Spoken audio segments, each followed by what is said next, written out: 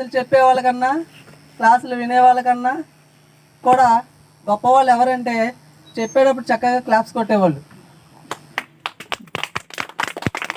Okay అండి, అప్పుడు ఫుల్గా వస్తాయి క్లాప్స్ సౌండ్స్. కొడితే ఫుల్గా కొట్టండి, పావులు ఏమండి అద్దలు వద్దు. ఓకేనా? ఒక సంకల్పం చెప్పుకున్నామండి. ఈ ప్రాంగణంలో పరమ గురువు పత్రిజీ ఆదేశానుసారం ఒక అద్భుతమైనటువంటి మెగా పిరమిడ్ నిర్మాణం జరగాలని మేమంతా సంకల్పించుకుంటున్నాము. Okay, thank you. ఓకే అండి, ఈరోజు స్పెషల్ ఏంటో తెలుసా మీకు? చెప్పండి, ఈరోజు స్పెషల్ ఏంటో ఎవరు చెప్పగలరు కరెక్ట్గా? 1 2 3 4 5 చెప్పేసిన. 42 degrees ఈరోజు ఎండ ఉంది, అదే స్పెషల్ ఈరోజు. మరి ఇలాంటి వడగాల్పులో కూడా మరి సత్సంగాలకి రావాలి, మేము పాల్గొనాలి, అక్కడ వచ్చినటువంటి మాస్టర్ నుంచి మేము జ్ఞానం తీసుకోవాలని విచ్చేసినటువంటి ప్రతి ఒక్క ఆత్మ బంధువుకి పాదాభివందనం చేసుకుంటున్నామండి. చాలా గ్రేట్. ఎంత ఎండలో కూడా మీరు సత్సంగాలకి రావడం ఎంతో అద్భుతమైనటువంటి విషయం. మరి ఈరోజు సీనియర్ పిరమిడ్ మాస్టర్ హైదరాబాద్ నుంచి మరి మనకి శ్రీకాంత్ గారు ఇచ్చేసారండి. ఒకసారి వారికి గట్టిగా క్లాప్స్ కొడదాము. 2007 నుంచి ధ్యానం మొదలుపెట్టారు. మరి ఎంతోమంది సీనియర్ మాస్టర్స్తో ఆయనకి పరిచయం ఉంది. మరి ముఖ్యంగా ప్రతి ఒక్క ధ్యాని వెళ్ళి తెలుసుకున్నటువంటి జ్ఞానం ఏదైతే ఉందో అది భీమవరం తటవర్తి వీర్రాఘవరావు గారి క్లాసులు. మరి ఆయన దగ్గర శిష్యరికం చేసి ఆయన యొక్క జ్ఞానాన్ని సంపూర్ణంగా ఆయన సేకరించి ఈరోజు అటువంటి జ్ఞానాన్ని మనకు అందించడానికి వచ్చారండి. మరి సార్ మరొకసారి గట్టిగా ధన్యవాదాలు తెలియజేసుకుంటూ వారిని క్లాస్ ప్రారంభించవలసిందిగా కోరుతున్నాము. Thank you.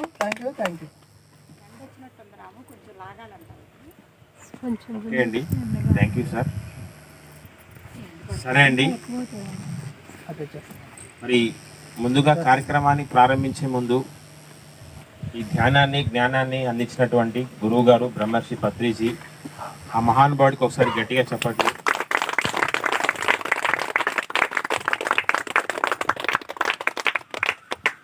మరి నా పరిచయం విషయానికి వస్తే, నా పేరు శ్రీకాంత్, నేను హైదరాబాద్లో ఉంటాను. నాది ఏవియేషన్ ఇంజనీరింగ్ అయిపోయింది. 14 సంవత్సరాల నుంచి నేను ఈ మార్గంలో ఉన్నాను. మరి ఇందాక రాము గారు చెప్పినట్లు నేను ధ్యానంలోకి రావడం, నా గురువులు తటవర్తి వీర్రాఘవరావు గారు, రాజలక్ష్మి మేడం, భీమవరం, పశ్చిమ గోదావరి జిల్లా. సొసైటీలో పత్రి గారి తర్వాత ఎన్నో వేల క్లాసులు, ఎన్నో లక్షల మందికి ఈ ఆత్మజ్ఞానాన్ని వాళ్ళు బోధించడం జరిగింది. ఒక 20 సంవత్సరాల నుంచి నిరంతరాయంగా 3 days వర్క్షాప్స్. ఒక మెడిటేటర్గా కాదు, ఒక మాస్టర్గా మారాలి. అలా ఒక 40కి పైగా పుస్తకాలు తెలంగాణ, ఆంధ్ర, వేరే రాష్ట్రాలలో, వేరే దేశాలలో కూడా వెళ్ళి ఎన్నో వర్క్షాప్స్ చేశారు. అలాగే ప్రస్తుతం ఈ కోవిడ్ టైంలో రోజు మార్నింగ్ జూమ్ సెషన్స్ ద్వారా కూడా ఎంతో అద్భుతంగా ఈ జ్ఞానాన్ని అందిస్తున్నారు. మరి పార్టిసిపెంట్స్నే ఏం చేస్తున్నారు అంటే స్పీకర్లుగా తయారు చేస్తున్నారు. ఎవరైతే ఆ జూమ్లో పాల్గొంటారో వాళ్ళనే ఏం చేస్తున్నారు అంటే స్పీకర్లుగా మారుస్తున్నారు. మరి స్వయంగా ఒక సందర్భంలో పత్రి గారే చెప్పడం జరిగింది, పిఎస్ఎస్ మూమెంట్ అనేది తటవర్తి గారి రాక ముందు ఒకలాగా ఉంది, తటవర్తి గారి రాక తర్వాత ఒక విధంగా ఉంది. అలాగే ఒక పర్ఫెక్ట్ మాస్టర్ అవ్వాలి అంటే ఖచ్చితంగా ఏం చేయాలి అంటే తటవర్తి గారి దంపతుల దగ్గర ట్రైనింగ్ అవ్వాలని స్వయంగా పత్రి గారే చెప్పడం జరిగింది. మరి ఈ పిఎస్ఎస్ మూమెంట్కి ఒక కీ రోల్ ప్లే చేస్తున్నారని చెప్పొచ్చు. మరి వాళ్ళిద్దరికీ కూడా ఒకసారి గట్టిగా. సరే, ఇప్పుడు చూడండి, మానవుడు ఏం చేశాడు అంటే తన సహజ స్థితిని కోల్పోవడం అనేది జరిగింది. మరి మనం ఏం చేయాలి అంటే తిరిగి ఆ సహజ స్థితిని పొందాలి. ఇప్పుడు చూడండి, ఈ సృష్టిలో 84 లక్షల జీవులు జీవరాశులు ఉన్నాయి. ఈ సృష్టిలో 84 లక్షల జీవులు జీవరాశులు ఉంటే 83,99,099 ఇవన్నీ అయిపోయాక ఏమొస్తుంది? మానవ జన్మ వస్తుంది. మరి చూడండి, ఇంత 83,99,099 ఇవన్నీ దాటి మానవ జన్మ వచ్చాక వీటన్నిటికంటే ఎంతో ఉన్నతంగా ఉండాల్సిన మానవుడు ఏం చేస్తున్నాడు అంటే తన సహజ స్థితిని మరిచిపోయాడు. ఇప్పుడు చూడండి, ఒక ఈగ ఉంటుంది, చిన్న ఈగ. ఈగను పట్టుకోగలమా? ఇంత పెద్ద మానవుడు అంత చిన్న ఈగని పట్టుకోగలుగుతున్నాడా? పట్టుకోలేకపోతున్నాడు. అవునా? ఆ ఈగ దగ్గరికి వెళ్ళేసరికి ఈగకు అర్థమవుతుంది. ఏం అర్థమవుతుంది? నన్ను ఎవరో పట్టుకోవడానికి వచ్చారు. అవునా? మన పరిస్థితి ఎలా ఉంటుంది అంటే మనల్ని వెనకాల ఎవడో ఒకడు కొడతాడు. ఎవరో ఒకరు కొడితే మనకి ఎప్పుడు తెలుస్తుంది? కొట్టాక తెలుస్తుంది. ఏం తెలుస్తుంది? మనల్ని ఎవరో ఒకరు కొట్టారు అని. ఇంకా ఒక కొంగ, ఒక బాతు నీళ్ళల్లో ఉంది. మనం వెనకాల నుంచి వెళ్ళి దాన్ని పట్టుకుందాము అనుకుంటాం. వెనకాల నుంచి వెళ్ళి దాన్ని పట్టుకుందాము అనేసరికి దానికి అర్థమైపోతుంది. ఏమర్థమవుతుంది? నన్ను ఎవరో ఒకరు పట్టుకోవడానికి. ఇంకా చూడండి, పోలీస్ కుక్కలు ఉంటాయి. అవునా? పోలీస్ కుక్కలకి ఏం చేస్తారు అంటే వాసన చూయించి వదిలేస్తారు. ఆ పోలీస్ కుక్కలకి వాసన చూయించి వదిలేస్తే ఆ కుక్కలు ఏం చేస్తాయి? ఆ మనిషిని పట్టుకుంటాయి. ఆ వాసనని పసిగట్టి ఏం చేస్తాయి అంటే ఆ మనిషిని పట్టుకుంటాయి. ఇంకా గమనిస్తే ఇప్పుడు సునామీలు ఇలాంటి ప్రకృతి విపత్తులు జరిగినప్పుడు పక్షులు, జంతువులన్నీ ఏం చేస్తున్నాయి అంటే కొండలు ఎక్కేస్తున్నాయి. మానవుడు ఏమైపోయాడు అంటే కొట్టుకుపోతున్నాడు. అంటే ఈ జంతువులకి తెలుసు. ఏం తెలుసు? ఒక విపత్తు జరగబోతుంది అనేది ముందే గ్రహించి ఇవన్నీ ఏం చేస్తున్నాయి? కొండలు ఎక్కేస్తున్నాయి. కానీ మానవుడు మాత్రం ఏమవుతున్నాడు? కొట్టుకుపోతున్నాడు. ఇంకా చూస్తే గనక చిన్న చీమ, అది గ్రౌండ్ ఫ్లోర్లో ఉంటుంది. గ్రౌండ్ ఫ్లోర్లో ఉన్న చిన్న చీమ 10వ అంతస్తులో ఉన్న ఆహారాన్ని కూడా పసిగడు. అవునా? అంటే ఈ జంతువులు, ఈ పక్షులన్నిటికీ ఏమవుతాయి అంటే డైరెక్ట్ ఆత్మతో కనెక్షన్ జరిగి ఉంటాయి. ఆ సహజ స్థితిలో ఎప్పుడు గడుపుతాయి. కానీ ఈ మానవుడికి ఏమి అడ్డుపడుతుంది? మనసు అనేది అడ్డుపడుతుంది. ఎప్పుడైతే మనము ఈ మనస్సును అధిగమిస్తామో, ఈ మనస్సును దాటుతామో, అప్పుడు కూడా మనం ఏం చేస్తాము అంటే మన సహజ స్థితిలో మనము ఉండడం అనేది జరుగుతుంది. ఇప్పుడు మానవుడు అంటే ఈ కనిపించే దేహం మాత్రమే కాదు, ఇంకా ఏముంది అంటే ఈ కనిపించే దేహంలో కనిపించని మనస్సు ఉంది. ఇప్పుడు ఈ మనస్సు ఉంది అనేది ఎలా తెలుస్తుంది అంటే ఆలోచనలు చేస్తున్నాం కాబట్టి మనస్సు ఉంది. ఈ మనస్సు మాత్రమే కాదు, ఇంకా ఏముంది అంటే మనల్ని నడిపించే శక్తి ఒకటి ఉంది. అది ఉంది అనేది కూడా ఎలా తెలుస్తుంది అంటే ఇప్పుడు చూడండి, ఎవరైనా సరే చనిపోతే ఏమంటారు అంటే పోయాడు పోయాడు అంటారు. వాళ్ళు అక్కడే ఉండింటారు. ఏం పోయి ఉంటుంది అంటే ఆత్మ వెళ్ళిపోయింది. అంటే ఇప్పుడు చూడగలుగుతున్నాము, వినగలుగుతున్నాము, మాట్లాడగలుగుతున్నాము, చెయ్యి అటు ఇటు కదుపుతున్నాము అంటే మనలో ఆత్మశక్తి ఏం చేస్తుంది అంటే ఈ పనులన్నీ చేస్తుంది. అంటే ఈ దేహానికి ఎప్పుడు విలువ అంటే ఈ దేహంలో ఆత్మ అంటే ఈ కనిపించే దేహంలో ఏముంది అంటే కనిపించని మనస్సు ఉంది. కనిపించని మనస్సే కాదు, ఇంకొకటి ఏముంది? కనిపించని ఆత్మ. మరి మనము ఏం చేయాలి అంటే మన సహజ స్థితిలో మనం ఉండాలి.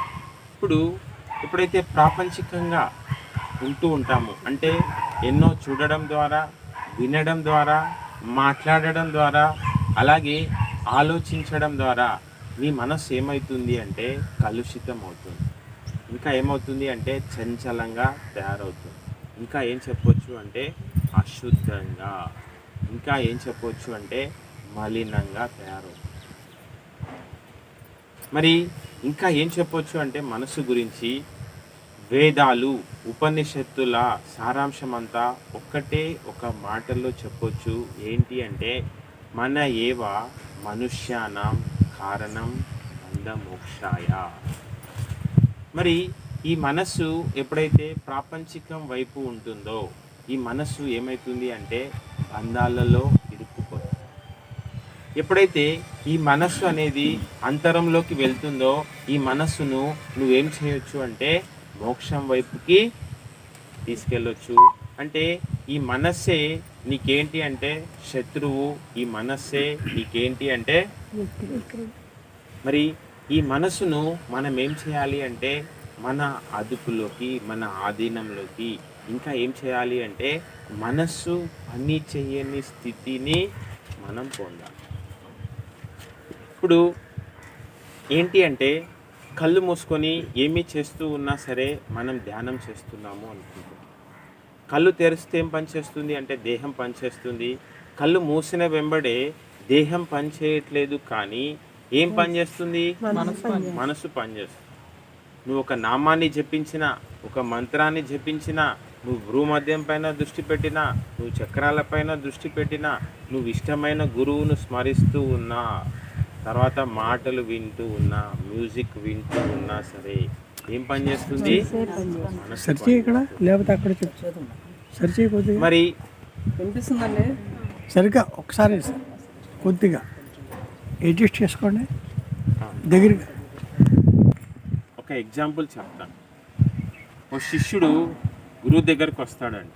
గురువు దగ్గరకు వచ్చి, గురువుగారు నాకు అన్నీ తెలిసిపోయాయి, నాకు ఇంకా తెలుసుకోవడానికి ఏమీ లేదు అనిపిస్తుంది.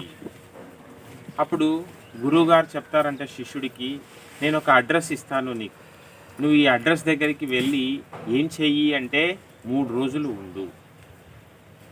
సరే గురువుగారు చెప్పారు కదా అని శిష్యుడు ఏం చేస్తాడు అంటే ఆ అడ్రస్ దగ్గరికి వెళ్ళి 3 రోజులు ఉంటాడు. ఉంటే ఆ అడ్రస్ దగ్గర ఏం కనపడుతుంది అంటే ఒక హోటల్ కనపడుతుంది. ఆ హోటల్ అతను ఏం చేస్తూ ఉంటాడు అంటే వంట చేస్తాడు. వంట చేసి ఏమవుతాడు అంటే సాయంత్రం అయ్యేసరికి ఆ వంట చేసిన పాత్రలన్నీ కడిగి బోర్లిస్తాడు. ఆ వంట చేసిన పాత్రలన్నీ కడిగి బోర్లించాక మళ్ళీ ఏం చేస్తాడు అంటే ఉదయాన్నే ఆ వంట పాత్రలన్నీ కడిగి మళ్ళీ వంట చేయడం ప్రారంభిస్తాడు. మళ్ళీ సాయంత్రం అయ్యేసరికి ఆ పాత్రలన్నీ కడిగేస్తున్నాడు, మళ్ళీ బోర్లిస్తున్నాడు. ఉదయాన్నే మళ్ళీ ఏం చేస్తున్నాడు అంటే ఆ పాత్రల్ని కడిగి మళ్ళీ వంట చేయడం ప్రారంభిస్తున్నాడు. అప్పుడు శిష్యుడు అనుకుంటాడు, గురువుగారు నన్ను ఇక్కడికి పంపించారు, ఎందుకు పంపించారు? ఇక్కడ నేను తెలుసుకోవలసింది ఉంది.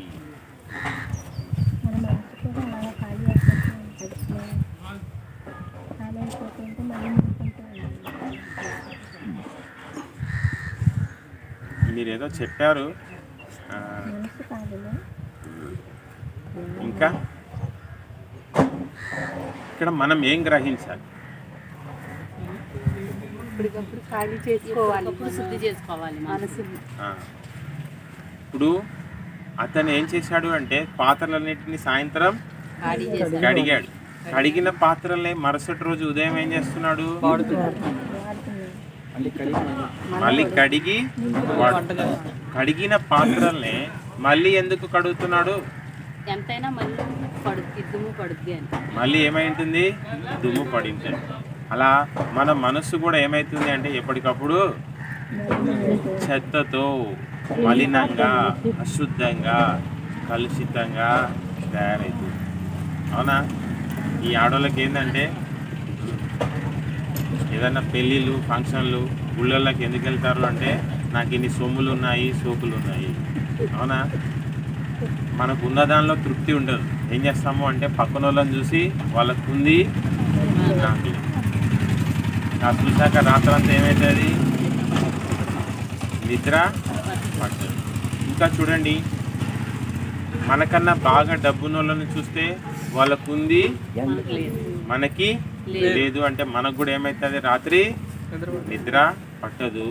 అలా ఎప్పటికప్పుడు రోజు రోజు ఏమవుతుంది అంటే మన మనసు చంచలంగా, కలుషితంగా, మలినంగా, ఇంకా ఏం చెప్పొచ్చు అంటే అశుద్ధంగా తయారవుతుంది. మరి ఈ చంచలమైన, కలుషితమైన, మలినమైన, అశుద్ధమైన మనస్సును ధ్యానంలో కూర్చోబెడితే, ధ్యానం చేసి కొద్దిపాటి శక్తి గ్రహిస్తేనే ఏం జరుగుతుంది అంటే చంచలమైన మనస్సు అనేది నిశ్చలము. ఇది మొదటి దశ. ఇప్పుడు ప్రస్తుతం ఎలా ఉంది పరిస్థితి అంటే ధ్యానం చేసేవాడికి చేయని వాడికి ఏమైనా తేడా ఉందా అంటే ఎటువంటి తేడా లేదు. ధ్యానం చేయని వాళ్ళ ప్రవర్తన ఎలా ఉందో చేసే వాళ్ళ ప్రవర్తన కూడా అలాగే. ఇప్పుడు చెయ్యని వాళ్ళ ప్రవర్తన ఎలాగా ఉందో చేసే వాళ్ళ ప్రవర్తన కూడా అలాగే ఉంది అంటే దాని అర్థం ధ్యానంలో ఏమీ లేదు అని కాదు. ఇక్కడ మనం తెలుసుకోవాల్సింది ఏంటి అంటే చేసే సాధన అనేది సరిపోవడం లేదు. అవునా? ఈ గోశాలలో మచిలీపట్నంలో మరి మన మచిలీపట్నం మాస్టర్లు క్లాసు వారానికి ఒకసారి ఆర్గనైజ్ చేస్తున్నారు. అవునా? క్లాస్ ఎన్నింటికి అని చెప్పినారు అందరూ? 2 to 5 అన్నాడు. హైదరాబాద్ నుంచి వచ్చినోడేమో ఉదయాన్నే 8ంటికి వచ్చి, అవునా? మచిలీపట్నంలో ఉన్న వాళ్ళు ఎన్నింటికి వచ్చినారు? అలా వారంలో ఒక 3 గంటలు ప్రోగ్రాం పెట్టుకుంటే 2ంటికి క్లాస్ అంటే 3ంటికి వచ్చి కూర్చుంటే నీ మనస్సు శుద్ధి అవుతుందా? అవుతుందా? కదా? మరి ధ్యానం చేసే వాళ్ళకి చేయని వాళ్ళకి తేడా ఏమీ లేదు అంటే ధ్యానంలో ఏమీ లేదు అని కాదు, చేసే సాధన అనేది సరిపోవడం. ఇప్పుడు ఎక్సర్సైజులు చేసినా, వాకింగ్లు వేసినా, ఆసనాలు వేసినా ఎక్కడ మార్పు వస్తుంది అంటే శరీరంలో మార్పు వస్తుంది. ఇప్పుడు ఢిల్లీలో ఏంటి అంటే ఎక్కువగా పార్కులు ఉంటాయి. ఆ పార్కుల్లో ఏంటి అంటే లాఫింగ్ క్లబ్బులు, క్లాపింగ్ క్లబ్బులు అని ఉంటాయి. వాళ్ళు ఏం చేస్తారు అంటే ఉదయాన్నే నవ్వు రాకపోయినా ఏం చేస్తుంటారు అంటే హిహిహిహి హుహుహుహు హహహహ అని చెప్పి నవ్వుతూ ఉంటారు. వాళ్ళు అలా ఎందుకు నవ్వుతారు అంటే వాళ్ళు అప్పుడు నవ్వాక మళ్ళీ రాత్రి వరకు నవ్వరన్నారు. అంటే వాడు తర్వాత అంతా ఏం చేస్తూ ఉంటాడు? ఏడుస్తూ ఉంటాడు అన్నమాట. అలా ఉదయాన్నే నవ్వు రాకపోయినా ఏం చేస్తుంటారు? నవ్వుతూ ఉంటారు. ఇంకా ఏం చేస్తుంటారు అంటే ఎక్సర్సైజులని, వాకింగ్లని, క్లాపింగ్ క్లబ్బులని ఎన్నో కఠోర సాధనలు చేసి బాడీని ఏం చేస్తారు అంటే ఫ్లెక్సిబుల్గా ఉంచుతారు. అలా ఎన్నో కఠోర సాధనలు చేసి బాడీని ఫ్లెక్సిబుల్గా ఉంచిన వాళ్ళల్లో ఏమైనా మార్పు వస్తుందా అంటే వాళ్ళల్లో ఎటువంటి మార్పు రావట్లేదు. అంటే వాళ్ళలో మార్పు రావట్లేదు అంటే ఫ్లెక్సిబుల్గా ఏముండాలి? మనస్సు ఉండాలి, శరీరం కాదు. శరీరం ఎంత ఫ్లెక్సిబుల్గా ఉన్నా నీ ప్రవర్తనలో, నీ బిహేవియర్లో ఎటువంటి మార్పు రాదు. ఇంకా చూస్తే ఇప్పుడు శివమాల, అయ్యప్ప మాల అని చెప్పి ఏం చేస్తూ ఉంటారు అంటే దీక్ష తీసుకుంటారు. ఇప్పుడు ఈ శివమాల, అయ్యప్ప మాల అన్న దీక్ష తీసుకున్నప్పుడు ఉదయాన్నే ఏం చేస్తారు అంటే చల్లనీళ్ళతో స్నానం చేస్తారు. ఉదయాన్నే చల్లనీళ్ళతో స్నానం చేస్తే దేనికి శిక్ష వేస్తున్నట్టు? ఇంకా ఏం చేస్తారు అంటే ఆహార నియమాలు పాటిస్తారు. ఆహార నియమాలు పాటిస్తే దేనికి శిక్ష వేస్తున్నట్టు? శరీరానికి శిక్ష వేస్తున్నట్టు. ఇంకా ఏం చేస్తారు అంటే చెప్పులు వేసుకోకుండా నడుస్తూ ఉంటారు. చెప్పులు వేసుకోకుండా నడుస్తూ ఉన్నా దేనికి శిక్ష వేస్తున్నట్టు? ఇంకా ఏం చేస్తున్నారు అంటే చాప పైన పడుకుంటున్నారు. చాప పైన పడుకుంటున్నాడు అన్న దేనికి శిక్ష వేస్తున్నట్టు? శరీరానికి. అంటే ఇలా 40 రోజులు ఒక దీక్షతో ఇన్ని కఠిన నియమాలు పాటించి ఒక మండల దీక్ష చేసి ఆ శబరియో శ్రీశైలమో వెళ్ళి ఇంటికి రాకముందుకే ఏం చేసి ఉంటాడు, చేయకూడని పనులన్నీ చేశాడు. అంటే వాళ్ళ ప్రవర్తనలో ఏమైనా మార్పు వచ్చిందా అంటే వాళ్ళ ప్రవర్తనలో ఎటువంటి మార్పు రాలేదు. మరి ప్రవర్తనలో మార్పు రావాలి అంటే శిక్ష వేయాల్సింది శరీరానికి కాదు, మనసుకు వేయాలి.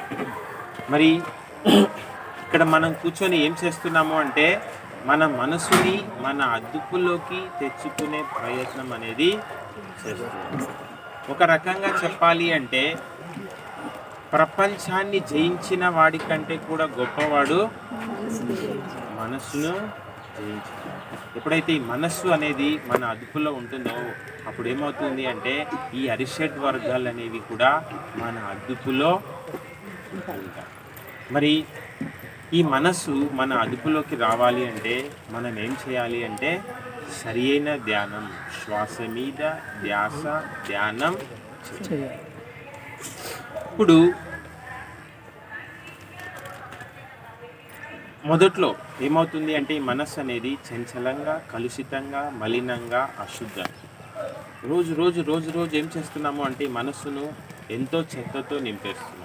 మరి ధ్యానం చేసి కొద్దిపాటి శక్తి గ్రహిస్తే చంచలమైన మనస్సు ఏమవుతుంది అంటున్నాను అంటే నిశ్చలం.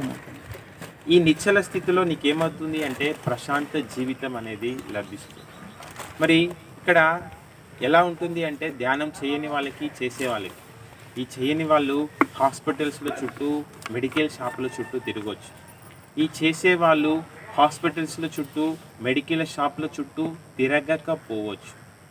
ఆ చెయ్యని వాళ్ళు ఏదైనా సమస్య వస్తే ఆ సమస్యలకి తల్లడిల్లుతూ ఉంటారు.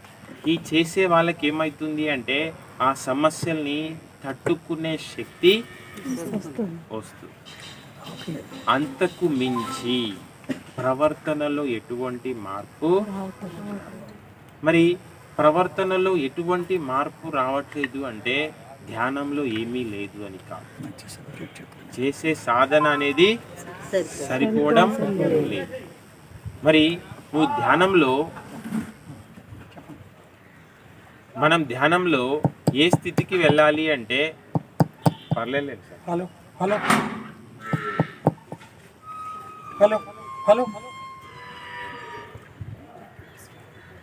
మరి ధ్యానంలో మనం ఏమవ్వాలి అంటే రెండో స్టేజికి వెళ్ళాలి. రెండో స్టేజిలో ఏమవుతుంది అంటే నిశ్చలమైన మనస్సు అనేది నిర్మలమవుతుంది. ఈ స్థితిలో మీకేం జరుగుతుంది అంటే మీ బుద్ధి వికసిస్తుంది.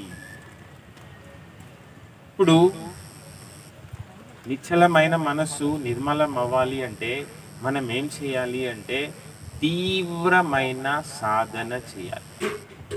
ఒకటి. రెండోది సాత్వికమైన శాకాహారం తీసుకోవాలి. సాధన ఎంత అవసరమో ఆహార నియమాలు అనేది కూడా అంతే ముఖ్యం. చాలామంది సీనియర్ మాస్టర్లకే తెలీదు ఆహార నియమాల దగ్గర పొరపాట్లు చేస్తారు. ఇప్పుడు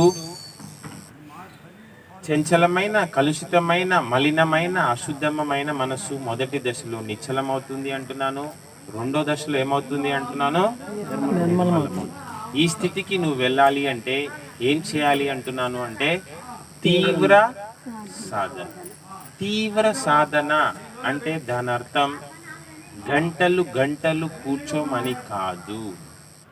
కూర్చున్న కొన్ని గంటలైనా సరే ఎలా గడవాలి? నిమిషాల గడవాలి. ఇప్పుడు మీరు చూడండి, ఇంట్లో ఓ 2 గంటలు ధ్యానం చేద్దాం అనుకున్నారు. 2 గంటలు ధ్యానం చేద్దాం అనుకుని కూర్చుంటే మీరు 2 గంటలు అయ్యిందేమో అనుకున్నారు, కానీ కళ్ళు తెరిచి చూస్తే ఎంత అయింది? 5 నిమిషాలు 10 నిమిషాలు అయ్యింది. అంటే ఇంకా మీ సాధనలో పురోగతి లేదు. మీరు 2 గంటలు కూర్చుందామని 2 గంటలు కూర్చొని కళ్ళు తెరిస్తే మీకు 2 నిమిషాలు అయ్యింది అన్నట్లుగా కనుక మీ సాధన ఉంటే ఖచ్చితంగా మీ సాధనలో పురోగతి అనేది. ఇప్పుడు ఈ సీనియారిటీ అనేది సంవత్సరాలు బట్టి కాదు. సీనియారిటీ అనేది దేనిని బట్టి లెక్కేయాలి అంటే మనం చేసే సాధనని బట్టి మన సీనియారిటీ అనేది లెక్క. మరి తటవర్తి వీరరాఘవరావు గారు జూమ్, అవునా? మీ మచిలీపట్నం నుంచి ఆ రాము గారు వస్తారనుకుంటా రోజు మార్నింగ్ జూమ్లోకి. ఉదయాన్నే 4 నుంచి 6:30 వరకు సరి అయిన ధ్యానం, శ్వాస మీద ధ్యాస ధ్యానం, సైలెన్స్ మెడిటేషన్. రోజు ఒక 200కి పైగా వస్తారు. 200కు పైగా మంది ఉదయాన్నే 4 కంటే ముందు లేచి స్నానం చేసి ఉతికిన బట్టలు వేసుకొని జూమ్లోకి వచ్చి వీడియో ఆన్ చేసుకొని 2.5 గంటలు ఎలా గడుస్తాయి అంటే వాళ్ళకి 2.5 ఓకే చెప్పేంత వరకు ఎవ్వరు కూడా వాళ్ళు అలా కూర్చోగలిగే వాళ్ళు ఎంతమంది ఉన్నారు అంటే ఆ జూమ్లో 200 మంది. ఆ తర్వాత రాఘవరావు గారి కాన్సెప్ట్ ఉంటుంది, రాజలక్ష్మి మేడం గారి కాన్సెప్ట్ ఉంటుంది, క్వశ్చన్ అండ్ ఆన్సర్స్. అందులో ఎవరైతే పాల్గొంటూ ఉంటారో పార్టిసిపెంట్స్నే ఏం చేస్తున్నారు అంటే స్పీకర్లుగా చేస్తున్నారు. మరి మనసు నిశ్చల స్థితి నుంచి నిర్మల స్థితిలోకి వెళ్ళాలి అంటే ఎంతో ఎంతో సాధన, నిత్య సాధన. అంటే ప్రతిరోజు క్రమం తప్పకుండా సాధన చేయాలి. అలాగే తీవ్ర సాధన, మళ్ళీ చెప్తున్నాను, తీవ్ర సాధన అంటే దాని అర్థం గంటలు గంటలు కూర్చోమని కాదు. కూర్చున్న కొన్ని గంటలైనా సరే ఎలా గడవాలి? నిమిషాలు. ఈ స్థితిలో నువ్వేం చేస్తావు అంటే ఎటువంటి పాపాలు చేయవు, ఎవరికి నష్టం కలిగించవు, ఇంకా ఎవరిని బాధ పెట్టవు. ఇంకా ఏం చేస్తావు అంటే ధర్మంగా ఉంటావు. ఇంకా ఏం చేస్తూ ఉంటావు అంటే సేవా కార్యక్రమాలలో పాల్గొంటావు. ఇక్కడ నీలో ఏమవుతుంది అంటే వివేకం కలుగుతుంది, నీలో బుద్ధి వికసిస్తుంది. ఎప్పుడైతే నీ మనస్సు అనేది నిర్మలమై ఈ స్థితి రావాలి అంటే ఏదో ఊరికే నేను ఒక అరగంటలో చెప్పితే వింటే వచ్చేది కాదు. నీ సాధన ఆ స్థాయిలో ఉండాలి. ఈ స్థితి కలగాలి అంటే నేను చెప్పాను, అనునిత్య సాధన ఉండాలి, తీవ్ర సాధన ఉండాలి. ఒకటి. రెండోది సాత్వికమైన శాకాహారం. శాకాహారం కాదు, సాత్వికమైన శాకాహారం.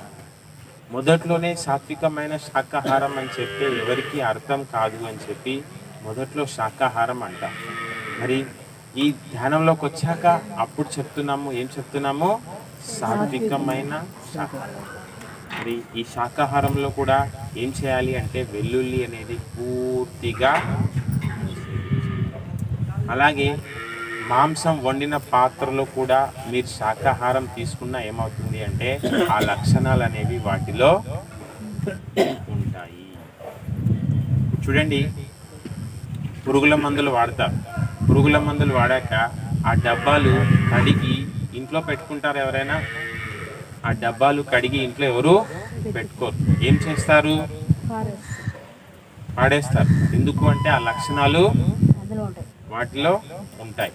అలాగే మీరు మాంసం వండిన పాత్రలో కూడా శాకాహారం వండినా ఏమవుతుంది అంటే ఆ లక్షణాలు వాటిలో ఉంటాయి, పాత్రలో. ఇంకా చూడండి, మీరు మాంసం మానేసి ధ్యానం చేసేసి నాకేం రావట్లేదు, నాకేం కలగట్లేదు అంటూ ఉన్నా, ఇప్పుడు ఈ మాంసం తిన్న మీ శరీరంలోని అణువులన్నీ కూడా మళ్ళీ మారాలి అంటే, మీ ఆ మాంసం యొక్క వాసనలు పోవాలి అంటే 7 సంవత్సరాలు పడుతుంది. ఎన్ని సంవత్సరాలు? ఆ అణువులన్నీ మనలో మార్పు కలగడానికి 7 సంవత్సరాలు అవుతే తప్ప ఆ అణువులన్నీ కూడా మారు.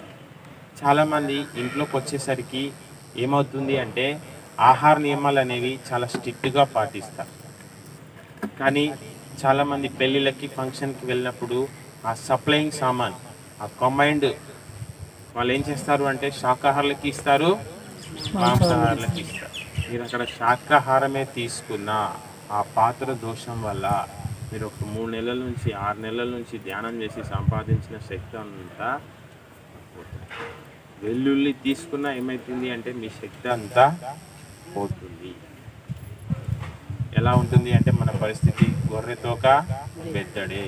గొర్రె ఎదుగుతుంది కానీ తోక మాత్రం బెద్దడు. ఇన్ని సంవత్సరాల నుంచి చేస్తున్న మనలో ఎటువంటి ఎదుగుదల లేదు అంటే ఆహార నియమాల దగ్గర పొరపాటు చేస్తారు.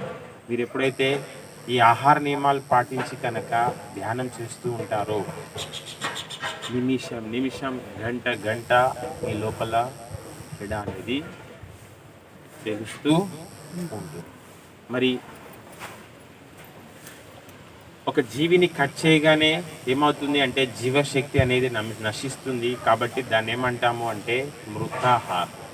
మళ్ళీ పళ్ళని కానీ కాయగూరల్ని కానీ కట్ చేస్తే వాటిలో జీవశక్తి వెంబడే నశించదు. వాటిలో ఏమవుతుంది అంటే జీవశక్తి అనేది ఉంటుంది. అవి ఒకప్పుడు ఏంటి అంటే పచ్చివి తిని అరిగించుకునే శక్తి మానవుడికి ఉండేది. ప్రస్తుతం ఏంటి అంటే పచ్చివి తిని అరిగించుకునే శక్తి మానవుడికి లేదు. కాబట్టి ఏం చేస్తాడు అంటే ఉడకబెట్టి తింటుంది. అది ఉడకబెట్టిన వాటిలో జీవశక్తి ఉంటుంది. ఎంతవరకు ఉంటుంది అంటే అవి వేడి వేడిగా ఉన్నంత వరకే. అలా మీరు ఒకటే రకం కూర చేసుకున్న ఉదయంది ఉదయమే, మధ్యాహ్నంది మధ్యాహ్నమే, రాత్రిది రాత్రి.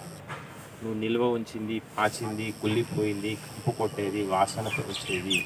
నువ్వు ఉదయం చేసి వేడి వేడిది ఫ్రిడ్జ్లో తిని పెట్టి మళ్ళీ తర్వాత వేడి చేసినా నీకేమవుతుంది అంటే దాంట్లో జీవశక్తి అనేది నశిస్తుంది. నువ్వు మైక్రోవేవ్లో ఫుడ్ కూడా నువ్వు ఏం చేయాలి అంటే తీసుకోకు. అలా నువ్వు ఆహార నియమాలు కనుక పాటిస్తూ ఉంటే మరి మార్పు అనేది చాలా చాలా తొందరగా లోపల వస్తుంది. నువ్వు చేసే ధ్యానంలో ఏమవుతుంది అంటే శక్తిని కోల్పోకుండా ఉండడం అనేది జరుగుతుంది. శక్తిని సంపాదించడం ఎంత గొప్ప విషయమో సంపాదించిన శక్తిని కోల్పోకుండా ఉండడం అనేది కూడా అంతే గొప్ప విషయం. నువ్వు 1,00,000 రూపాయలు సంపాదించావు, 98,000 ఖర్చు పెట్టావు, మీ దగ్గర ఎంత ఉన్నట్టు 2,000. మీరు 10,000 సంపాదించారు, 10,000 సంపాదించి 2,000 ఖర్చు పెడితే మీ దగ్గర ఎంత ఉన్నట్టు 8,000. అలా నువ్వు ఎన్నో గంటలు గంటలు కూర్చొని ధ్యానం చేసిన శక్తి అంతా ఆహార నియమాలు పాటించకపోతే మరి ఒక పండు కానీ కాయగూర కానీ కుళ్ళింది అంటే అదేంటి అంటే మృతాహారం. అలాగే పాకదోషం, పాత్రదోషం, పాకదోషం. మరి వండేటప్పుడు నువ్వేం చేయాలి అంటే ఒక పవిత్ర భావంతో వండితే ఏమవుతుంది అంటే ఆ తినే తిండిలో ఆ రుచి అనేది వస్తుంది. చూడండి, ఆ తింటి వారు వచ్చారు అంటే ఇంకా తప్పదు చేయాలి పెట్టాలి, నా బతికింతే అంటే ఆ వంట ఎలా తయారవుతుంది, పెంటలా తయారవుతుంది. అవునా? అదే తల్లిగారింటి వాళ్ళు వస్తే మా వాళ్ళు వచ్చారు అని ఎంతో ఇష్టంగా వంట చేస్తే ఆ వంట ఎలా తయారవుతుంది అంటే చాలా బాగా తయారవుతుంది. అందుకే పూర్వపు రోజుల్లో ఏంటి అంటే మడి అని చెప్పి స్నానం చేసి తడిగుడ్డలు పెట్టుకొని ఏం చేసేవాళ్ళు అంటే వంట చేసేవాళ్ళు.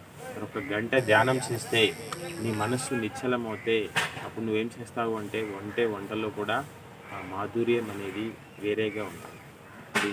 శాకాహారులు వండే వంటలకి ధ్యానులు వండే వంటలకి కూడా ఏమవుతుంది అంటే తేడా తెలుస్తుంది. అలా వండేటప్పుడు నువ్వేం చేయాలి అంటే ఎంతో ఇష్టంగా వంట చేయాలి. అలాగే పదార్థ దోషం, ఈ రంగు వచ్చింది ఆ రంగు వచ్చింది ఇలా చేసావు అలా చేసావని ఎప్పుడు ఆ పదార్థాన్ని అసహించుకోకూడదు. తినే ఆహారాన్ని ఏం చేయాలి అంటే ఇష్టంగా తినాలి, కొద్ది కొద్దిగా పెట్టుకోవాలి, ఎక్కువ సార్లు పెట్టుకోవాలి. అన్నం వృధా చేయకూడదు. ఇంకా ఏమంటాము, అన్నం పరబ్రహ్మ స్వరూపం. మరి ఆ పరబ్రహ్మ స్వరూపమే అన్నం, ఒక దైవానికి సమర్పిస్తున్నాము అన్నట్లుగా. మరి పత్రిగారి ప్లేట్ చూస్తే అసలు ఆయన తిన్నాడా అన్నట్లుగా డౌట్గా వస్తుంది. ఎందుకు అంటే తినే ఆహారాన్ని అంత ఇష్టంగా తినాలి, ఎక్కడ కూడా వేస్ట్ చేయకూడదు. మరి నిల్వ ఉంచినాయి. మజ్జిగ పులుపెక్కింది అంటే దాని అర్థం అది కూడా ఏంటి అంటే కుళ్ళింది. అలాంటి పుల్లటి మజ్జిగ ఏం చేస్తాము అంటే ఉప్పు కలుపుకొని తాగితే బాగా టేస్ట్గా ఉంది అని చెప్పి ఏం చేస్తారు అంటే ఉప్పు కలుపుతారు. మజ్జిగ పులుపెక్కింది అంటే అది కూడా ఏంటి అంటే మృతాహారం. అలాంటి పుల్లటి మజ్జిగ పెరుగు తాగిన మీరు ఒక 3 రోజుల నుంచి 4 రోజుల నుంచి చేసిన ధ్యానం అంతా కూడా అలా మనం ఏం చేయాలి అంటే మన సహజత్వంలో మనం ఉండాలి. మరి చంచలమైన, నిశ్చలమైన, కలుషితమైన, మలినమైన మనస్సును మొదటి స్టేజ్లో ఏమవుతుంది? నిశ్చలం అవుతుంది. రెండో స్టేజ్లో ఏమవుతుంది? నిర్మలం అవుతుంది. ఇక్కడ వివేకం కలుగుతుంది. ఇక్కడ ఏమవుతుంది అంటే మీ బుద్ధి వికసిస్తుంది. ఇక్కడ మీకేమవుతుంది అంటే విచక్షణ జ్ఞానం అనేది ఏర్పడుతుంది. ఏది న్యాయం, ఏది అన్యాయం, ఏది చేయవలసింది, ఏది చేయకూడనిది, ఏది సృష్టికి అనుగుణమైనది, ఏది సృష్టికి విరుద్ధమైనది. అక్కడ ఏం చేస్తాము అంటే చేయవలసిందే చేస్తాము, చేయకూడనిది చేయ. మరి తటవర్తి వీర్రాఘవరావు గారు చెప్తారు. ఏం చెప్తారు అంటే నాకు మొదట్లో పత్రికారి పరిచయం అయినప్పుడు అంతకుముందుకు ఏ స్వామీజీలు వచ్చినా ఏం చేసేవాడిని అంటే ఆ స్వామీజీలకి నేను చేసే సోషల్ సర్వీసులు అన్నీ చెప్పేవాడిని. సార్ ఆ స్వామీజీలకి, స్వామీజీ నాకు ఒక హోమియోపతి వైద్యం ఉంది, వాటర్ ఉచితంగా ఈ ఎండాకాలంలో ఏం చేస్తాము అంటే ఆ వాటర్ క్యాంపులు పెట్టి అందరికీ ఉచితంగా వాటర్ అందిస్తూ ఉంటాము. నేను ఒక వెంకటేశ్వర స్వామి గుడి కట్టాను. గర్భవతులకి ఏంటి అంటే ధాన్యాన్ని, డబ్బుని ఇస్తాము. మరి మేడం ఏం చేసేది అంటే కుట్లు అల్లికల్లో ఒక సెంటర్ పెట్టి ఎంతోమంది ఇప్పుడు ఎన్నో షాపులలో కానీ మంచి మంచి డిజైన్లు చేసి లక్షలు సంపాదించే వాళ్ళు కూడా ఉన్నారు. రాజ్యలక్ష్మి మేడం గారు ఆ కుట్లు అల్లికల ద్వారా ట్రైనింగ్ అయినవారు. ఇలా చేసే పనులన్నీ చెప్తూ ఉంటే అంతకుముందుకు వచ్చిన స్వామీజీలందరూ కూడా తటవర్తి గారికి ఏం చేసేవాళ్ళు అంటే బిరుదులు ఇచ్చేవాళ్ళు, సన్మానం చేసేవాళ్ళు. మరి పత్రికారికి కూడా ఇవన్నీ చెప్తూ ఉంటే పత్రికారు ఏం చేస్తున్నారు అంటే విచిత్రంగా చూస్తున్నారు. అరే ఈయనేంటి విచిత్రంగా చూస్తున్నాడు, నేను చెప్పేది ఇంకా సరిపోలేదా అని చెప్పి ఇంకా చెప్పడం మొదలుపెట్టాడు. అప్పుడు అన్నారంట పత్రికారు, నువ్వు దేహం కాదు ఆత్మవి. ఈయనేంటి ఇలా అంటాడు, నేను దేహం కాదేంటి, నేనేంటి ఆత్మనేంటి. అవునా? మీరు కూడా ఏదో కొన్ని క్లాసులు విన్నారు, దేహం నువ్వా ఆత్మ నువ్వా అంటే మీరు కూడా ఏం చెప్తారు? ఆత్మ నేను అంటారు. అండం మాత్రం చేసేది, ఆలోచించేది మాత్రం అంతా కూడా దేనికోసం? ఉదయాన్నే లేవగానే అవునా దీన్ని ఎలా శుభ్రం చేయాలి, అవునా దీన్ని ఎలా డెకరేషన్ చేయాలి, దేన్ని? దేహాన్ని.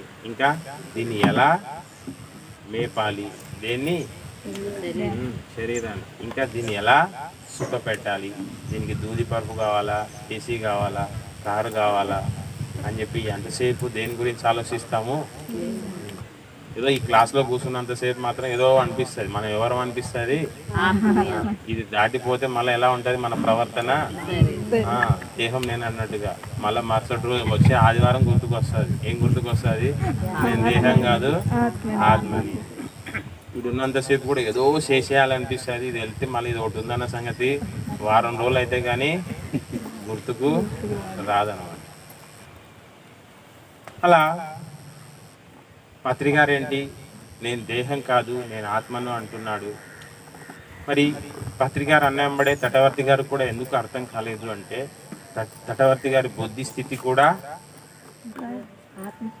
శరీర స్థితిలోనే ఉంది. కానీ మెల్లిమెల్లిగా ధ్యానం చేశాక కొద్ది రోజులకు అర్థమైంది. ఏమర్థమైంది? దేహం నేను కాదు ఆత్మని. మరి నేను కానీ దేహంకి 50 సంవత్సరాలు కష్టపడి అవునా నేను మామూలులో కాదు పాపాలు హోల్సేల్లోనే పాపాలు చేశాను. నేను రైస్ మిల్ బిజినెస్లో తలకాయ తీసి తలకాయ అతికించినా తెలియదండి. అన్ని పాపాలు ఉంటాయంట రైస్ మిల్ బిజినెస్. అందులో నేను ఒకడిని. మరి పత్రికారి పరిచయం అయ్యాక ఈ బిజినెస్ చేస్తూ ధ్యాన ప్రచారం చేస్తూ ఉంటే ఈ ధ్యానం క్లాస్లో చెప్పేది ఒకటి, ఆ వ్యాపారంలో చేసేది ఒకటి. ఇక్కడ చెప్పేది ఏది కూడా అక్కడ చేయట్లేదు. ఇక్కడ ధర్మం గురించి చెప్పడం ఏంటి, అక్కడికి వెళ్ళి పాపాలు చేయడం ఏంటి అని చెప్పి మరి ఇంత పెద్ద సాహసం చేశారు అంటే పత్రి గారి పరిచయం అయ్యాక ఆయన కోట్ల వ్యాపారాలన్నీ కూడా పక్కన పెట్టారు. మేమేమి మీ వ్యాపారాల్ని మీ ఉద్యోగాల్ని పక్కన పెట్టండి చెప్పండి.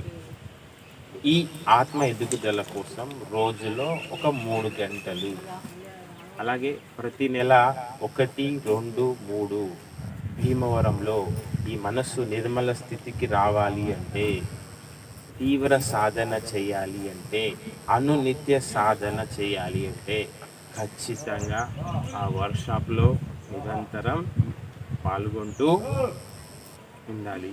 మీ జీవితంలోనే ఒక మార్పు, ఒక యూటర్న్ అనేది మాకు ఇంట్లో కూర్చున్న ధ్యానం చేయలేకపోతున్నాము, కుదరట్లేదు అన్న వాళ్ళు కూడా అక్కడికి వెళ్తే ఒక 4 గంటలు కూడా సునాయాసంగా 4 నిమిషాలుగా కూర్చోగలిగే విధంగా మీకు అక్కడ కూర్చోబెట్టి భోజనము వసతి కల్పించి ధ్యానం గురించి చెప్పి చేయించి అద్భుతంగా తయారు చేసి పంపిస్తారు.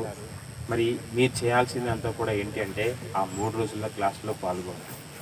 తర్వాత మీ వాట్సాప్ నెంబర్స్ కూడా మాకు ఇస్తే మేమేం చేస్తాము అంటే మా గ్రూపుల్లో యాడ్ చేస్తాం. మీకు రోజు ఆ లింకులన్నీ వస్తూ ఉంటాయి. మీరు రోజు ఆ లింక్ ద్వారా జూమ్లో పాల్గొంటూ ఉండడం, అలాగే గతంలో జరిగిన సెషన్స్, రోజు జరిగే సెషన్స్ కూడా మీకు యూట్యూబ్ లింకులు వస్తూ ఉంటాయి. మీరు చేసే పనులు మీరు చేసుకుంటూనే కనుక ఆ కాన్సెప్ట్స్ కనుక మీరు వింటూ ఉంటే ఏమవుతుంది అంటే ఎన్నో విషయాలపైన ఎంతో అవగాహన అనేది మీకు కలుగుతుంది. మరి రాఘవరావు గారు చెప్పే విషయాలన్నీ కూడా ఇప్పుడు నిజ జీవితంలో జరిగే విషయాల్ని రీసెర్చ్ చేసి చెప్పారు. ఒక మూఢత్వంలో నుంచి బయటికి రావాలి అని చెప్పి ఈ పిరమిడ్ స్పిరిచువల్ సొసైటీస్ మూమెంట్లోకి మనం వచ్చాం. ఇందులోకి వచ్చి కూడా మళ్ళీ ఏం చేస్తున్నాము అంటే మళ్ళీ మూఢత్వంలోకి వెళ్తున్నాం. మన సొసైటీలో జరిగే లోపాలు కూడా మరి చెప్పగలిగే గడుసున్న మాస్టర్ ఎవరైనా ఉన్నారు అంటే అది రాఘవరావు గారు, రాజలక్ష్మి మేడం అని చెప్పి చెప్పవచ్చు. ఇప్పుడు మీ పిల్లలు చదువుతున్నారు, స్కూల్లోకి వెళ్ళి చదువుతున్నారు.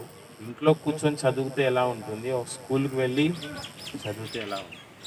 అలా మీరు చేసే సాధన ఇలా మామూలుగా ఇంట్లో కూర్చొని చేస్తే ఒక విధంగా ఉంటుంది. అలాంటి కార్యక్రమాల్లో పాల్గొని చేస్తూ ఉంటే మార్పు అనేది చాలా చాలా చాలా ఫాస్ట్గా ఉంటుంది.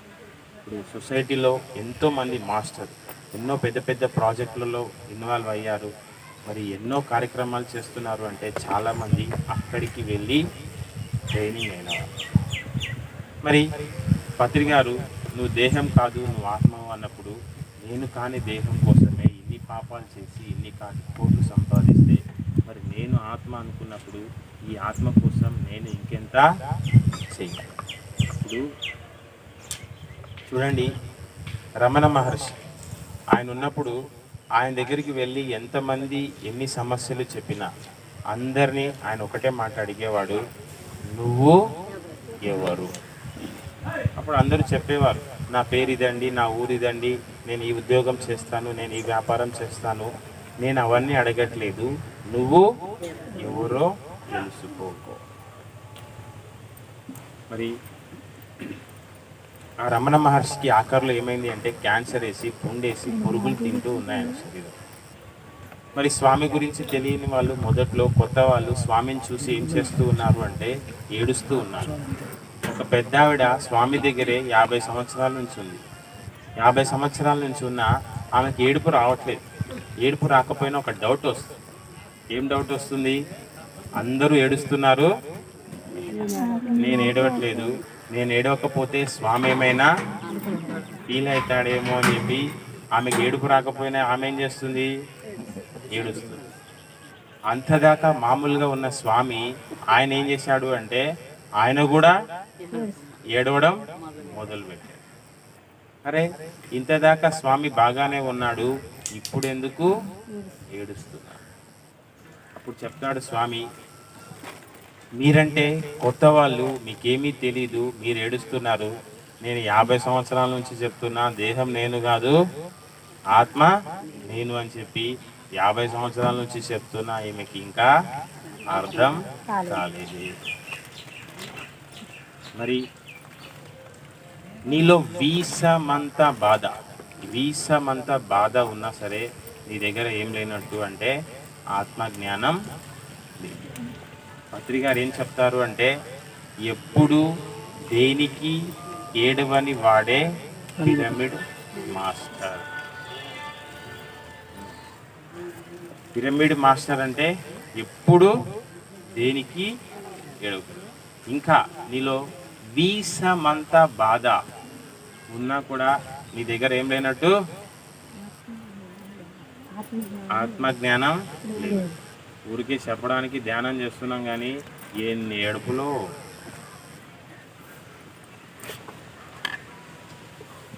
మరి మన సాధన ఏమవ్వాలి అంటే ఆ స్థితికి. మరి ఈ దేహం నేను కాదు, ఆత్మ నేను. మొదట్లోనే చెప్పాను, ఆత్మస్థితి అంటే ఏంటి అంటే మన సహజ స్థితి. మరి జంతువులకి పక్షులకి మనసు ఉండదు, అవి ఎప్పుడు ఏమవుతాయి అంటే సహజ స్థితిలో ఉంటాయి. కానీ నువ్వేం చేయాలి అంటే నీ మనసు ప్రాధాన్యత ఎంత తగ్గిస్తూ ఉంటే ఏమవుతుంది అంటే నీ ఆత్మ ప్రాధాన్యత అనేది అంతా పెరుగుతూ. ఆ స్థితి రావాలి అంటే నువ్వు నిత్య ధ్యాన సాధన చేయాలి, తీవ్ర సాధన చేయాలి, సాత్వికమైన శాకాహారం తీసుకోవాలి. అంతవరకు పత్రి గారు చెప్పేవి ఆయన ఏం చెప్తున్నాడు అనేది కూడా మనకు అర్థం. అలా పత్రి గారి పరిచయం అయినప్పుడు రాఘవరావు గారు అవన్నీ చెప్తూ ఉంటే నువ్వు దేహం కాదయ్యా, నువ్వు ఆత్మవు అన్నాడు.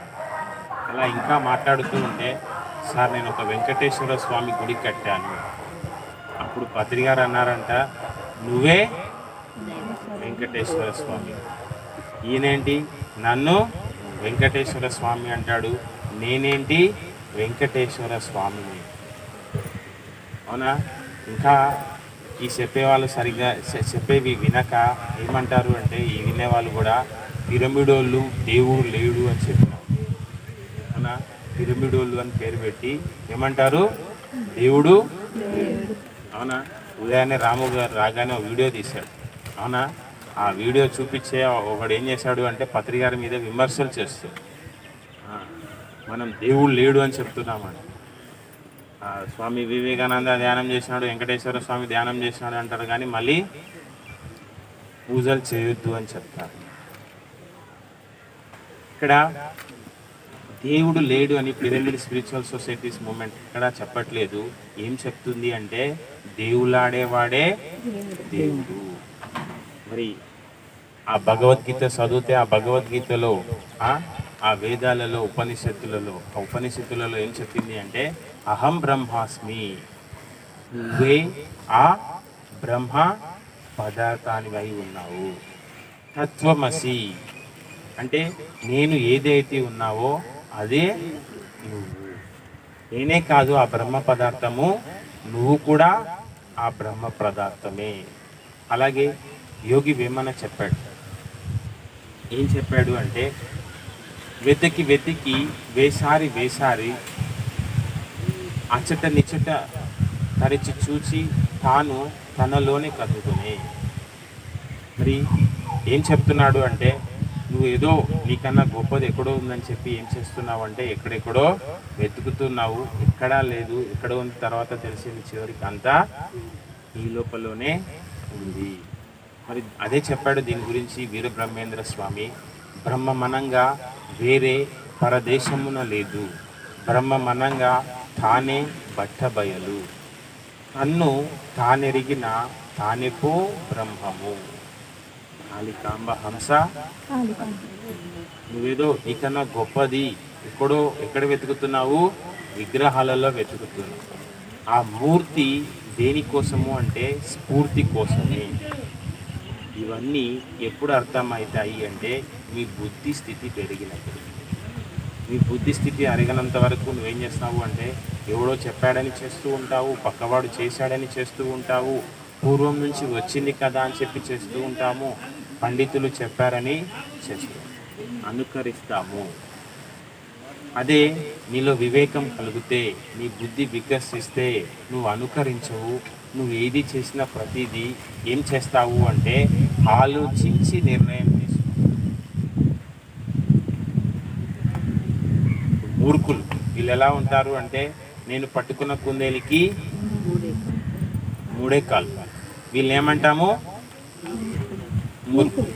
వీళ్ళకి మనం చెప్తాం మాంసం తినకూడదు అంటే వాళ్ళు ఏమంటారు?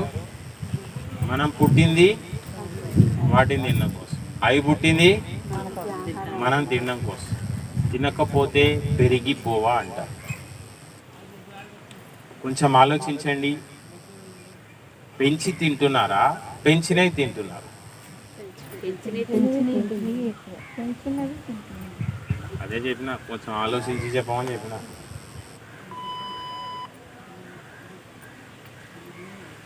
పెంచి తింటున్నారా, పెంచినవి తింటున్నారా?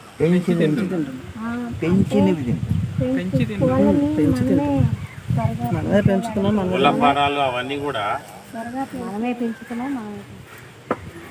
అవే పెరుగుతున్నాయా, మనం పెంచుతున్నాం? పెంచుతున్నాం కాబట్టి పెరుగుతున్నాం. పెంచకపోతే పెరగవు. అలాగే ఇంకా ఏమంటాడు అంటే, మనం పుట్టింది దేనికి అంటే వాటిని తిన్నాం కోసం, అవి కూడా పుట్టింది దేనికి అంటే మనం తిన్నాం. మరి మనల్ని కూడా తినడానికి ఏం చేశాడు అంటే ఆ భగవంతుడు రోగాల్ని. నువ్వు జన్మంతా కోళ్ళని మేకల్ని నమ్మితే నీకు ఈ జన్మ ఏమీ అవ్వకపోవచ్చు, కానీ మరుసటి జన్మలో నీకేమవుతుంది అంటే ఒక కుష్ఠరోగం వస్తుంది. ఇప్పుడు ఆ కుష్ఠరోగం వచ్చిన వాళ్ళని మనలో కలుపుకుంటామా? వాడి శరీరం ఏమవుతుంది అంటే రోజు రోజుకి క్షీణిస్తుంది. ఆ బ్యాక్టీరియా ఏం చేస్తుంది అంటే వాడి శరీరాన్ని తినేస్తూ ఉంటుంది. వాడు ఆ శరీరాన్ని బయటికి చూపించలేక ఏం చేస్తుంటాడు అంటే గుడ్డలు కట్టేస్తూ ఉంటాడు. ఏం చేస్తుంటాడు అంటే 24 గంటలు కూర్చొని ఏడుస్తూ ఉంటాడు. ఇప్పుడు ఎయిడ్స్, క్యాన్సర్ ఇలాంటి రోగాలు వచ్చాయి అంటే ఆ కోళ్ళని మేకల్ని నమిలడం వల్ల ఈ వైరస్లు ఏం చేస్తున్నాయి? మనల్ని నములుతున్నాయి. ఇప్పుడు చూడండి, ఎంతోమంది ఈ రెడ్ లైట్ బ్రోకర్ ఏరియాలలో ఉంటున్నారు. అలాగే మెంటల్లీ హ్యాండిక్యాప్డ్, ఫిజికల్లీ హ్యాండిక్యాప్డ్, ఇంకా కొంతమంది కొజ్జాలుగా పుడుతున్నారు. ఇలా ఎందుకు జరుగుతుంది అంటే ఎన్నో జీవాలని ఆ రకంగా హింసించారు కాబట్టి ఇప్పుడు వాళ్ళు ఏం చేస్తున్నారు? ఆ రకంగా హింసించబడుతున్నారు. మరి ఈ బుద్ధి వికసిస్తే అహో ఈ మూర్ఖులు మాంసం తినేవాళ్ళు అనేది అర్థమవుతుంది. మరి అదే చెప్తారు తటవర్తి గారు. పత్రి గారిని నేను అనుసరించడం మొదలుపెట్టాక ఎందుకు పత్రి గారికి ఇంత ఆదరణ లభిస్తుంది, ఎందుకు పత్రి గారికి ఇంతమంది ఆకర్షితులవుతున్నారు అంటే ఈ భూమిపైన ఎంతోమంది హింసని ఆపే ప్రయత్నం చేస్తున్నారు, కానీ అందులో ఎక్కువగా కృషి చేసే సొసైటీ ఏదైనా ఉంది అంటే పిరమిడ్ స్పిరిచువల్.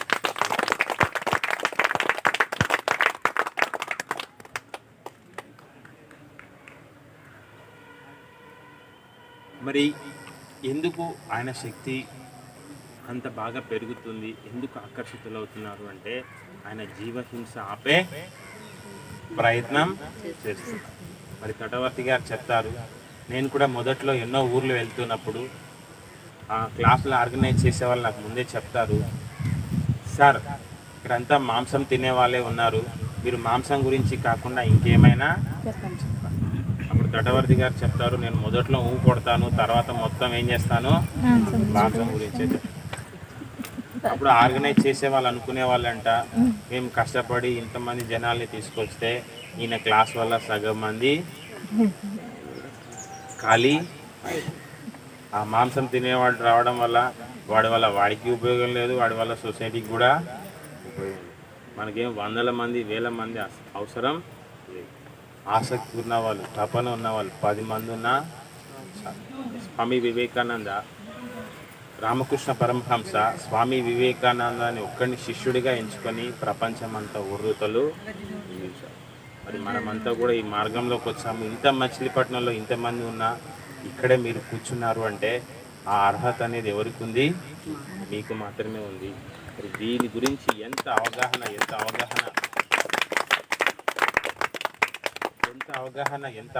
చేసుకుంటూ ఉంటే మీ జీవితంలో కూడా మీరు అంత అద్భుతంగా తయారు. మరి ఇప్పుడు సెల్ ఫోన్ ఉంది, ఆండ్రాయిడ్ ఫోన్, అవునా? దీంట్లో ఎన్నో ఫీచర్స్ ఉంటాయి, అవునా? ఇది ఆ ఫీచర్స్ గురించి తెలియనివాడు ఏం చేస్తాడో దీన్ని పెట్టుకున్నా కూడా ఉపయోగం లేదు. అలా ధ్యానంలో కూడా ఎన్నో లాభాలు ఉన్నాయి. ఈ సెల్ ఫోన్లో రోజుకొక ఫీచర్. ఇప్పుడు సెల్ ఫోన్ అంటే ఏదో మాట్లాడడానికి, ఇప్పుడు పిఎన్సి చూడాలన్నా, జూమ్లో పాల్గొనాలన్నా, బ్యాంక్ ట్రాన్సాక్షన్స్ చేయాలన్నా, రైల్వే టికెట్ బుక్ చేసుకోవాలన్నా, ట్రైన్ టికెట్, ఫ్లైట్ టికెట్లు, సినిమా టికెట్ బుక్ చేసుకోవాలన్నా సమస్తము దేంట్లోనే. ఈ నుంచి విజయవాడ ఎలా వెళ్ళాలన్నా ఏం తెలవాలి? ఆ గూగుల్ మ్యాప్ పెట్టుకో. అలా ఓ సినిమా చూడాలన్నా ప్రతిదీ కూడా ఏంటి అంటే ఆధారం సెల్. అలా ధ్యానంలో కూడా రోజుకొక విషయం తెలుసుకుంటూ పోతూ ఉన్నా మనకేం తెలుస్తుంది అంటే అసలు తెలుసుకోవడానికి ఈ జన్మ కూడా. మరి ముందు మనం ఎవరికైనా క్లాస్ చెప్పాలి అంటే మాంసభక్షణ వల్ల నష్టాలు వాళ్ళకి అర్థమయ్యేట్లుగా చెప్పగలిగితే చెప్పాలి. వాళ్ళు క్వశ్చన్స్ వేసినప్పుడు మనం తిరిగి ఏం మాట్లాడకపోతే వాడు ఏమనుకుంటాడు? నేను చేసేదే కరెక్ట్. వాడు ఎన్ని క్వశ్చన్లు అడిగినా సరే వాటి గురించి చెప్పగలిగే విధంగా మీరు తయారవుతే మీకు తెలియకుండానే మీ శక్తి అమోఘంగా పెరుగుతుంది. మీకు ఎన్నో రకాలుగా ప్రకృతి సహాయ సహకారాలు అనేవి లభిస్తాయి. మీ పనులు మారిపోతాయి, మీ మాటలు మారుతాయి, మీ ప్రవర్తన మారుతుంది, మీ గుణం మారుతుంది. అలా తటవర్తి గారు చెప్తారు. నేను ఈ చెప్పడంలో కూడా పత్రి గారిని 100% స్టడీ చేశాను. నాకు మొదటి నుంచి ఏ అలవాటు ఉంది అంటే ఏది పట్టుకున్నా గట్టిగా పట్టుకున్నాను. నేను వ్యాపారం చేస్తున్నప్పుడు కూడా ఆ రైసు, ఆ వడ్లు ఎక్కడికి పంపించాలన్న డౌట్ వచ్చినప్పుడు నేను ఏం చేసేవాడిని కాదు. నాకంటే సరుకు ఎక్కువ ఉన్నవాడు ఏం చేస్తాడో నేను కూడా సరుకు అక్కడికే పంపించేవాడిని. వాళ్ళకి లాభం వచ్చేది, నాకు లాభం వచ్చేది. ఆయన చెప్పారు మళ్ళీ ఆ సరుకు నాకన్నా ఎక్కువ ఉన్నవాడు పంపించాలన్నప్పుడు ఎక్కడికి పంపిస్తున్నావు అని వాళ్ళని అడిగితే ఏం చేస్తాడు? రాంగ్గా గైడ్ చేస్తాడు. కాబట్టి ఆ లారీ వాళ్ళని అడిగేవాడు ఈ సరుకు ఎక్కడికి వెళ్తుంది. ఆ లారీ వాళ్ళు ఏం చేస్తారు? కరెక్ట్గా చెప్తారు. ఆ రకంగా ఈయన ఏం చేసేవాడు అంటే సరుకు అక్కడికి పంపించాడు. ఇప్పుడు ఈ మార్గంలోకి వచ్చాక పత్రి గారు ఎందుకు ఇంతగా శక్తివంతులుగా జ్ఞానవంతులుగా తయారవుతున్నారు అంటే ఈయన హింస ఆపే ప్రయత్నం చేస్తుంది. మరి మొదలు క్లాసులో చెప్పాలి అంటే ఏం చెప్పాలి? ఈ జీవ హింస గురించే చెప్పాలి.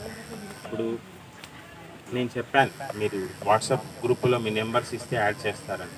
ఆల్రెడీ ఈ కాన్సెప్ట్స్ అన్ని 2 సంవత్సరాల నుంచి జరుగుతున్నాయి. దేవుడికి దయ లేదా, దేవుడి దయ కలగాలి అంటే అని ఒక 9 పాటలు చెప్పారు. ఆ కాన్సెప్ట్స్ కనుక వింటే ఎటువంటోడైనా సరే ఖచ్చితంగా మాంసం మానేసే తీరుతారు. ఆ రకంగా ఆ కాన్సెప్ట్స్ ఉన్నాయి. అలాగే మూర్ఖులు ఏం చేస్తారు అంటే నేను చేసేదే రైట్ అంటారు. మూఢులు వీళ్ళు ఏం చేస్తారు అంటే ప్రతిదీ అనుకరిస్తారు.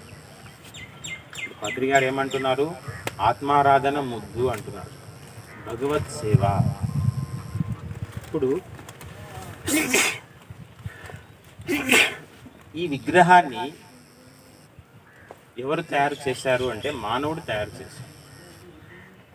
ఈ మానవుడిని ఎవరు తయారు చేశారు అంటే భగవంతుడు తయారు చేశాడు. ఈ భగవంతుడు తయారు చేసిన మానవుడు గొప్పవాడా, మానవుణ్ణి తయారు చేసిన విగ్రహం గొప్పదా? భగవంతుడే. అలా మనం భగవంతుని పట్టుకోవాలా, విగ్రహాన్ని పట్టుకోవాలా? మరి మనం భగవంతుని పట్టుకుంటున్నామా, విగ్రహాన్ని పట్టుకుంటున్నామా? మరి ఎవరయ్యా భగవంతుడు అంటే సర్వాంతర్యామి అంటే సర్వ జీవుల అంతరాలలో నిక్షిప్తమై ఉన్నవాడు. మరి నిర్గుణుడు, ఎటువంటి గుణం లేనివాడు. రూపరహితుడు అంటే రూపము, ఆ రూపం లేనివాడికి ఏం చేస్తున్నాము? రూపాన్ని కల్పిస్తుంది. ఇంకా ఏమన్నాడు? చావు పుట్టుకలు లేనివాడు. ఇంకా ఏంటి అంటే ఆది అంతములు లేనివాడు. అలా భగవంతుడి లక్షణాలు, ఆ లక్షణాలన్నీ కూడా మీకేమైనా విగ్రహాలలో కనపడుతున్నాయా? కనపడడం లేదు. చూడండి, ఈ కార్యక్రమం జరుగుతుంది. ఈ కార్యక్రమానికి మచిలీపట్నం ఎమ్మెల్యేని పిలిచాం. నువ్వు ఎమ్మెల్యే అనుకొని ఏం చేస్తావు అంటే ఆయన అసిస్టెంట్కి సన్మానం చేసినావు, అవునా? ఎమ్మెల్యే అనుకొని చెప్పి అసిస్టెంట్కి సన్మానం చేస్తే నువ్వు ఎమ్మెల్యేని ఏం చేసినట్టు? అలా భగవంతుని కూడా మనం ఏం చేస్తున్నామో అవమానపరుస్తున్నాం. ఆ సావు పుట్టుకలు లేనివాడు, ఆది అంతములు లేనివాడు, నిర్గుణుడు, రూపరహితుడు, సర్వాంతర్యామి, పరాత్పరుడు, తుర్యాతీతుడు, సచ్చిదానంద స్వరూపుడు, ఇవన్నీ కూడా ఆ రాళ్ళలో కనపడుతున్నాయా? ఆ విగ్రహాల్లో ఏమీ కనపడట్లేదు. అలా మనం కూడా ఏం చేస్తున్నాము? భగవంతుని అవమానపరుస్తున్నాం. ఆయన స్థాయిని దిగజార్చి ప్రవర్తిస్తున్నాం. ఇప్పుడు ఆ విగ్రహం చెక్కేవాడు అంటాడు, ఆ శిలని ఏం చేస్తున్నాడు? ఒక శిల్పంలా మారుస్తున్నాడు. మరి ఇది దేవుడు కదా, ఈ దేవుణ్ణి తొక్కుతున్నావు, ఎక్కుతున్నావు, కొడుతున్నావు అంటే ఆ విగ్రహం చెక్కేవాడు అంటాడు, ఏమంటాడు అంటే ఇది చెక్కుతున్నప్పుడు శిలనే, కానీ ఎప్పుడైతే దీనికి కనుబొమ్మలు పెడతానో అది అప్పుడు ఏమవుతుంది? దేవుడు అవుతాడు అని ఆ చెక్కే శిల్పి అంటాడు. అలా ఆ పండితుడు అంటాడు, ఇది గుళ్ళోకి వచ్చేంత వరకు కూడా శిల్పమే, కానీ అది ఎప్పుడు దేవుడిగా మారుతుంది? ప్రాణ ప్రతిష్ఠ చేసినప్పుడు, అవునా? ప్రాణ ప్రతిష్ఠ అంటే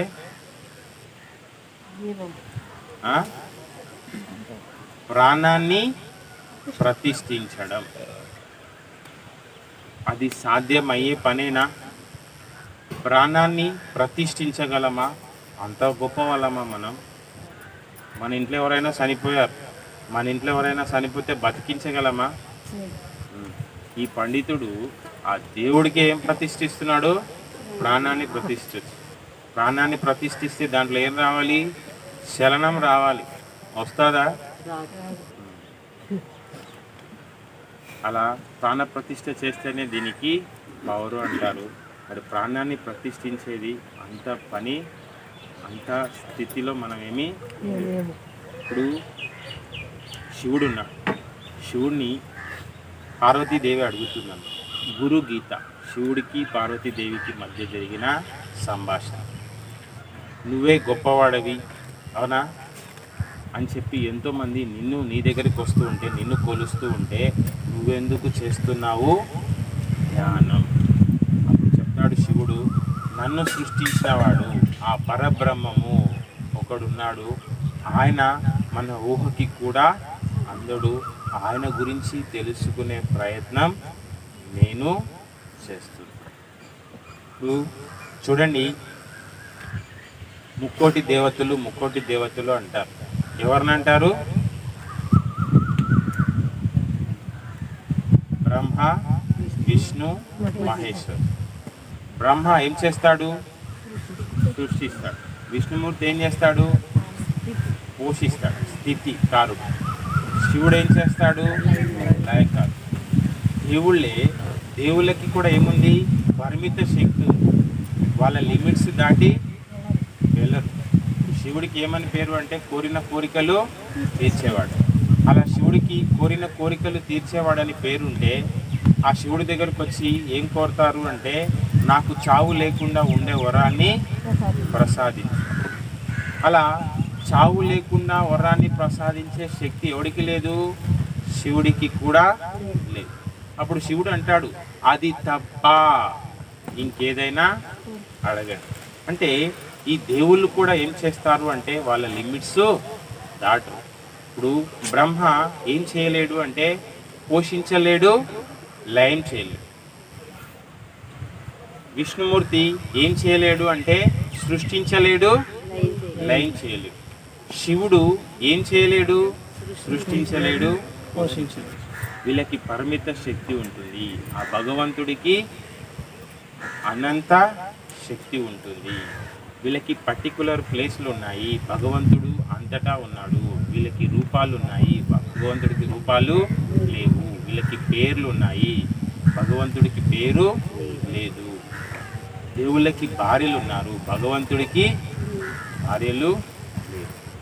మరి ఆ భగవంతుడు సర్వాంతర్యామి, మన ఊహకి కూడా అందడు.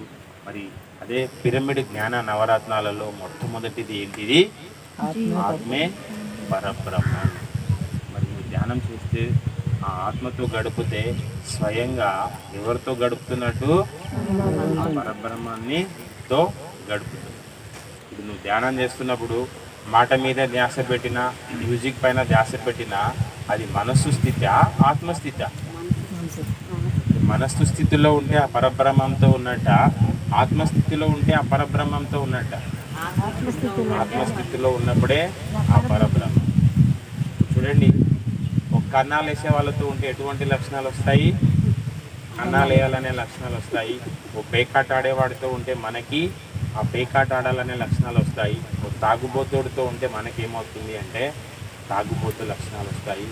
ధ్యానం చేయడం అంటే ఆ పరబ్రహ్మంతో గడపడము. మరి ఆ పరబ్రహ్మంతో గడిపితే, ఆ భగవంతుడితో గడిపితే మనకు కూడా ఏమవుతుంది అంటే ఆ భగవంతుడి లక్షణాలు అనేవి వస్తాయి. మరి మనం క్లాస్ మొదలుపెట్టినప్పటి నుంచి సహజ స్థితి, మన ఆత్మస్థితిలోకి రావాలి అనే బేస్ పైన క్లాస్ వెళ్తుంది. మరి మనసు చంచలంగా, కలుషితంగా, మలినంగా ఉన్న మనస్సును ఏమవ్వాలి? నిశ్చల స్థితిలోకి తీసుకురావాలి. నిశ్చల స్థితి నుంచి ఏమవ్వాలి? నిర్మల స్థితికి తీసుకురావాలి. ఈ స్థితికి రావాలి అంటే తీవ్ర సాధన, అనునిత్య సాధన, సాత్వికమైన శాకాహారం.